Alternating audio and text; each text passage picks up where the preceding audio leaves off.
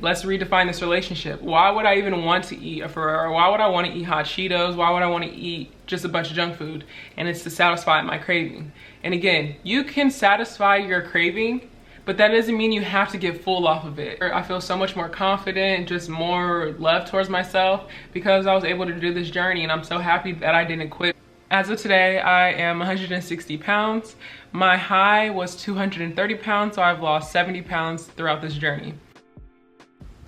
I am 10 months postpartum now, and what I can say within these last months is that I haven't really been prioritizing just a huge weight loss because I have already reached my original goal, which was being 180 pounds. Now that I'm 160, I'm a lot more slimmer. So right now I'm just trying to maintain my weight, if anything. So let's start addressing some questions. I got questions about my stretch marks. How did I make them fade? Just know that I haven't really done anything consistently is what I can say. I used like this derma roller. Maybe I can pop up a picture or something of what it was. I got it from Amazon. Also, I did use this firming cream for this company that I really love. I used a lot of these methods at first in the beginning of my weight loss journey. Let's say within 3 to 4 months inside my weight loss journey, I used these. And my intention with this wasn't even to get rid of my stretch marks. My intention with this was to get rid of like my little mommy pouch. It's just like a saggy skin that wasn't really like tight at all. So that's why I used those to possibly tighten up that area. This is what I'm talking about. So my belly button is already, you know, distorted or whatever, but under here there's like kind of like it was like sagged in and pinched in. So I used that firming cream right here, and I also would use the derma roller to possibly tighten that skin. Who knows if it actually helped, but again, I did this inconsistently just for the people that were wondering. I asked if I counted every calorie or was it like an estimate. And this is what I just did.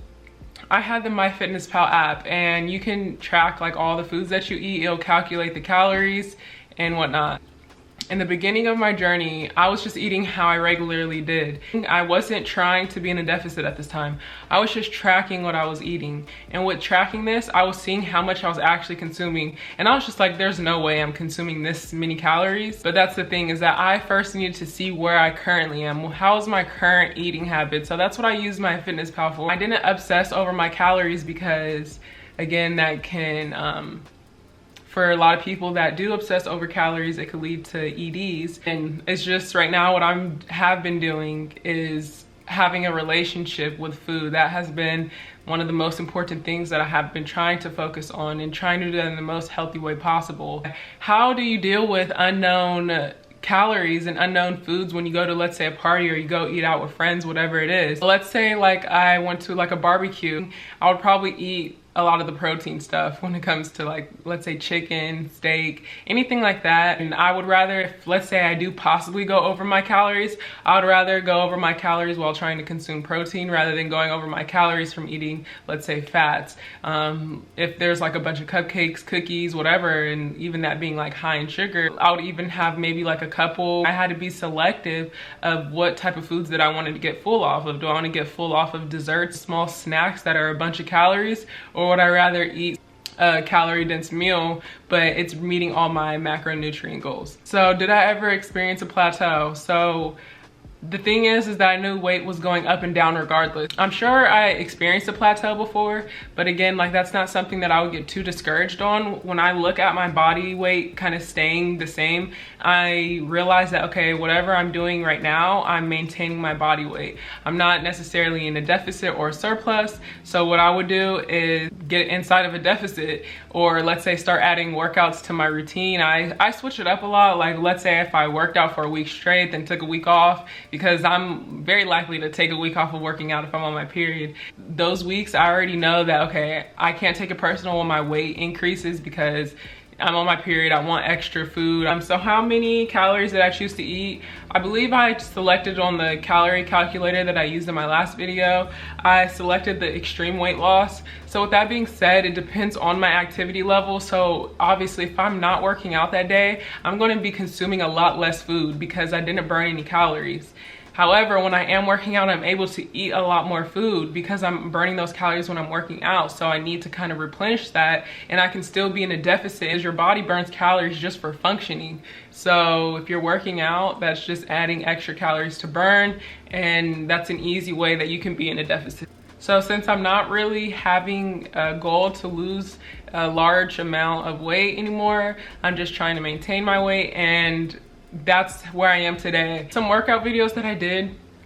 I have 2 workout videos that I kind of followed. There are some Chloe Ting workouts after my pregnancy. And again, I was an athlete before. I know how to work out. I've done a lot of weight training. So with that, after having a baby, I didn't know how to do any of that. So I had to really do baby steps. So if you're a beginner, you can for sure do it. And whether it's doing the whole video in one sitting, you're gonna eventually get there, even if you take breaks. I took a lot of breaks. You'll see in some videos, even my form is bad. My form is so much better as of today. And again, I had to start somewhere to get to where I am today. Within the last month, I stopped going to the gym, and I've been able to maintain my weight. I used to go to the gym every single day and, was running on the treadmill for 2 miles and doing some weightlifting. I love to do RDLs, and I really used weightlifting. I think it contributed to my weight loss, but I used weightlifting because I had knee surgery, a lot of stress on my knee. So I didn't want my knee to overcompensate anymore. I need to kind of provide some balance and strengthen my quads, my hamstrings. I have really weak hamstrings. So with that being said, I really used working out as a form of rehab so that my knee could get better. And again, I used to have a lot of back pain. I used working out to help with any pain that I was going through. So again, at least this journey for me has just been more doors opening up that I didn't actually think were even existed in the first place. So the last thing that I want to talk about is your relationship with food. Sometimes people have a hard time consuming food in moderation. So again, let's redefine this relationship and what that means. I could eat, I love Ferreros. These little chocolate, little truffles, or I don't know, they're like these little chocolate balls. I love them. And basically, I can eat those nonstop because they're so good. But again, I already know how many, I think 2 is 150 calories. So I have to be mindful that if I could easily eat 6. So again, let's redefine this relationship. Why would I even want to eat a Ferrero? Why would I want to eat hot Cheetos? Why would I want to eat just a bunch of junk food? And it's to satisfy my craving. And again, you can satisfy your craving, but that doesn't mean you have to get full off of it. I would suggest for people to really prioritize all the nutrients that you have to get in. Make yourself full from that, and then go on to have a snack. And for me, it was once I had a taste of what I needed and really wanted, draw the line. I satisfied my craving, but again, do you have to get full off of your craving? And that's how I was looking at it. A recipe on my protein shake, I'll show you what it looks like. So this is what I do. Here's the coffee protein. Here's the coffee protein, and I would even use, let's say, mixed vanilla or chocolate protein with this to just switch it up when this starts to get a little boring. But when I started doing my protein shakes, I'll add whipped cream on the top because I really wanted it to be like a dessert. And I mix it with almond milk and a bunch of ice so that it's super cold, and that's literally all I do. As of today, I don't even add whipped cream anymore. I try to limit my dairy intake. I really love these Fizz sticks. I usually order, let's say, 6 boxes a month. There's about 30. There's 30 of these in each box. So you just mix it in with water. I have some right now that I have been drinking. I usually put 2 sticks inside of my cup, and I just like it extra concentrated because it just tastes so good. So again, I could go crazy on this and add up my calories, but what I like about it is that it is lower calories. Again, I'm someone that loves Coca-Cola, I love soda, I love juice. So this is just so perfect. It's soda-y, it has that fizz. But again, my favorite is strawberry. That's an essential thing for me that I have to order every single month. I can't live without my fizz. Thank you so much for watching my video.